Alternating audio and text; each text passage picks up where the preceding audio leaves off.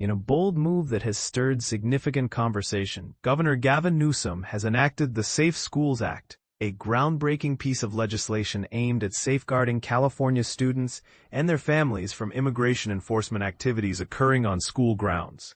This action comes amid a heated exchange between Newsom and President Donald Trump, particularly in response to the latter's stringent immigration policies.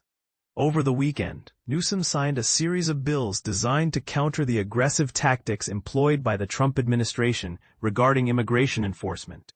Among these is a pioneering law that mandates federal law enforcement and immigration officers to reveal their identities while on duty, effectively prohibiting them from concealing their faces. Additionally, this legislation restricts these agents from entering school campuses and healthcare facilities unless they possess a valid warrant or court order. This legislative response is particularly timely, as President Trump has made clear his intentions to carry out mass deportations of immigrants residing in the United States.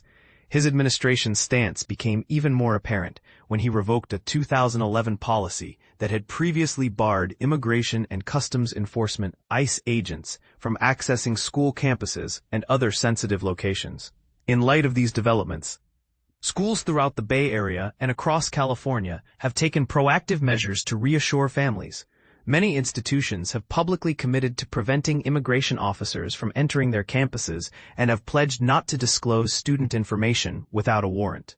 Some schools have even gone a step further by designating themselves as safe havens to protect against immigration enforcement activities. The California Department of Education has reported alarming incidents linked to immigration enforcement in schools since the spring of 2025. For instance, there was a situation where a Los Angeles elementary school was placed on lockdown after federal agents detonated flashbang grenades nearby. In another disturbing event, agents were reported to have urinated on a playground in broad daylight.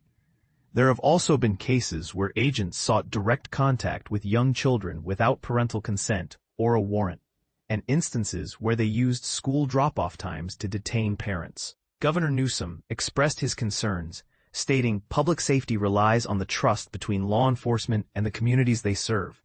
But Trump and Stephen Miller have shattered that trust and instilled fear across America. California is determined to put an end to this and ensure that schools and hospitals remain sanctuaries of care, not chaos. The legislative package that Newsom endorsed includes two significant bills aimed at enhancing protections for students and families within California's educational institutions. AB 49 and SB 98. AB 49, known as the California Safe Haven Schools Act, was introduced by Assemblymember Al Muratsuchi, a Democrat from Torrance. This law prohibits school staff from allowing immigration officers onto campuses or sharing student information without a warrant or court order. Furthermore, it stipulates that any immigration officers permitted on school grounds must be confined to areas where students are not present. Muratsuchi emphasized the importance of this legislation, stating, "Students cannot learn or thrive if they live in fear of deportation or family separation. I want all of our students, especially our immigrant students, to understand this message.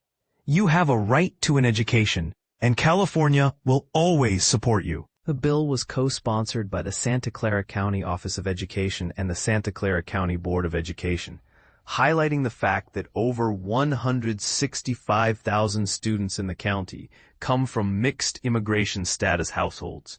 Many of these families live in constant fear, which can deter them from sending their children to school.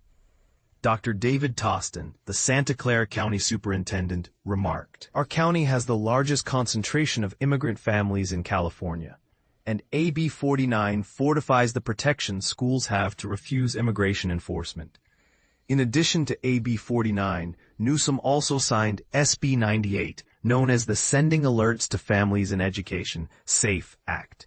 This legislation, introduced by State Senator Sasha Renee Perez of Pasadena, mandates that K-12 schools and universities must inform students and staff whenever immigration enforcement officers are present on campus. As a result of these new laws, all local educational agencies are required to submit their policies regarding immigration enforcement to the California Department of Education by March 2026.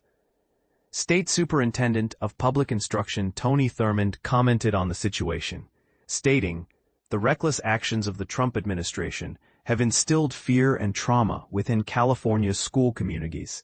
As the son and grandson of immigrants, I am proud to stand with our immigrant communities to ensure that school campuses are safe and accessible for all families."